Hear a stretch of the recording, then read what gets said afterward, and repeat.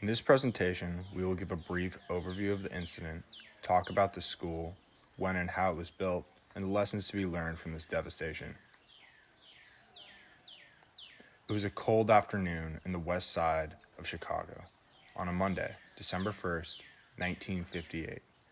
20 minutes before the end of classes at Our Lady of the Angels School, a devastating fire took the lives of 95 victims. 3 of the victims were nuns, and the other 92, children. Many more were injured by heat, smoke inhalation, and jumping from windows 25 feet above the ground just prior to the fire department's arrival. 2 weeks prior to the incident, the school had passed a fire department safety inspection based on the school's construction, date, and grandfather clause in the Chicago Municipal Fire Code. Although the school passed the inspection, one of the main reasons this fire was so devastating was the lack of adequate fire detection and suppression systems. The school was a Type 3 ordinary construction, composed primarily of wood. It was 2.5 stories high, with half a story in the basement, below street level. The exterior of the building was brick masonry, but structural beams, floors, roofs, stairways, doors, and interior partitions were all wood. The hardwood floors were varnished and coated with wax. The walls were covered with oil-based paint. Ceilings were covered with combustible cellulose fiber acoustical tiles. The building was a tinderbox, waiting to be sparked. Moreover, this was no small school. The South Wing was built in 1903, but then in 1910, they built the North Wing with an annex to join the two buildings, creating a U-shape.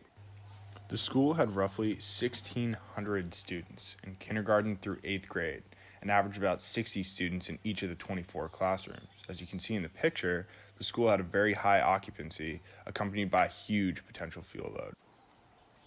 Sometime between 2:15 and 2:30 in the afternoon, the fire starts at the northeast stairwell in the basement. It starts in a cardboard rubbish bin and ignites the stairs and burns undetected. A plume of hot air and heated combustible gases are carried into the cockloft. There, it heats the underside surface of the roof. A key detail of this fire is that the first floor was equipped with a heavy wooden door, which effectively blocked the fire and heat from entering the first floor hallway. But the second floor landing had no doors. The fire, smoke, and heat were free to roam. Around 2:35, a window nearest the seat of the fire shatters from the heat exposure. This creates an intake of fresh air and brings oxygen availability to the fire, allowing the fire to grow rapidly.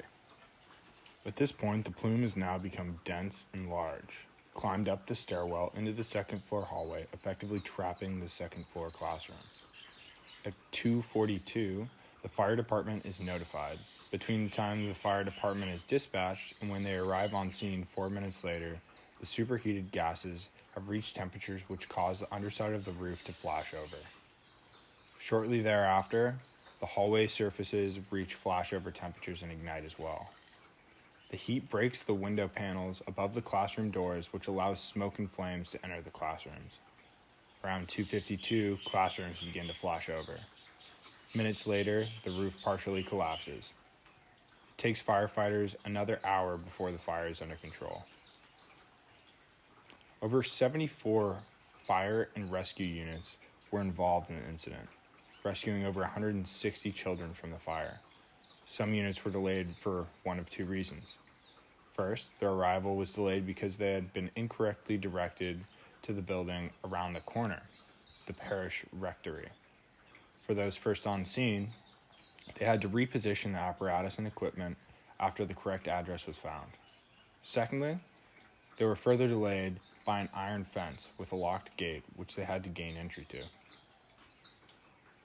The main reason why this fire was so devastating was the lack of adequate fire detection and suppression systems. The fire alarm system consisted of 2 manual pull stations in the South Wing and none in the North Wing, where the fire was located. The fire alarm systems were not readily available to most of the occupants of the building, and they were not distinguishable from ordinary electric light switches.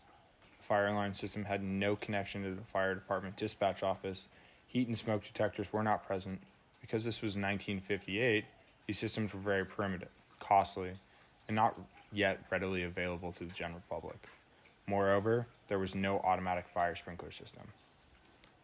However, there were 4 2.5-gallon soda acid fire extinguishers on each floor mounted high on the walls to prevent students from tampering with them. However, the placement 7 feet above the floor was also out of reach for many adults. Additionally, there was only one fire escape for the entire building, which was in the annex closest to the north wing, where the fire originated. In summary, and looking at lessons learned, it took several minutes before the fire was detected by school staff. It took even longer before the fire department was notified. An adequate fire detection system could have alerted the entire school, providing enough time for everyone to safely evacuate. There's no question that if an automatic sprinkler system had been installed and maintained, the fire could have been extinguished before it even reached its growth stage. While it is hard to look for silver linings in such a disaster, seemingly the only positive outcome of this tragedy was that it caused major changes in school fire safety practices and regulations, not just in Chicago, but nationwide. Some of these changes included routine practice of fire drills, non-combustible building materials, fire-rated doors, accessibility of exits, and sprinkler systems. Thousands of old schools were brought up to code the following year. Many included the installation of sprinkler systems. The lessons learned from this tragic event and the following implementation of fire detection and suppression systems have drastically reduced the likelihood of this disaster repeating itself. For that, we can be thankful.